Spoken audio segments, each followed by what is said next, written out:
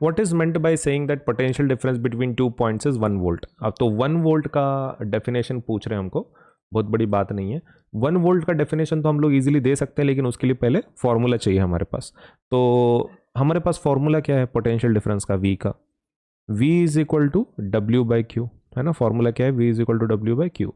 V मतलब PD है, W मतलब वर्क डन है, Q मतलब टोटल चार्ज है। सो इसकी यूनिट लिखते हैं हम लोग वोल्ट। वोल्ट का वोल्ट ही है ना, वर्क का यूनिट क्या है जूल, और कूलम का, इसका इलेक्ट्रिक चार्ज का यूनिट क्या है कूलम। 1 वोल्ट के लिए डेफिनेशन पूछ रहे वो, तो अगर मैं 1 ले लूँ तो मुझे जूल भी कितना लेना पड़ेगा, 1 जूल, और कूलम भी कितना लेना पड़ेगा, 1 कूलम। सो 1 वोल्ट का डेफिनेशन पूछ रहे।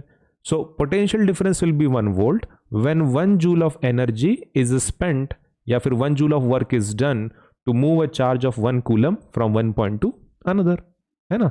1 वोल्ट कब होता है, जब 1 जूल खर्चा हो 1 कूलम ऑफ चार्ज को मूव करने के लिए। तो बस इसी को डेफिनेशन के फॉर्म में लिखेंगे हम लोग। Potential difference is said to be 1 volt if 1 joule of work is done to move a charge of 1 coulomb from 1 point to another, है ना। potential difference is said to be 1 volt if 1 joule of work is done to move a charge of 1 coulomb from 1 point to another।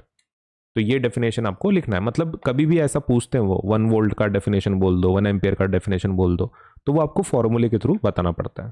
तो this is our complete answer.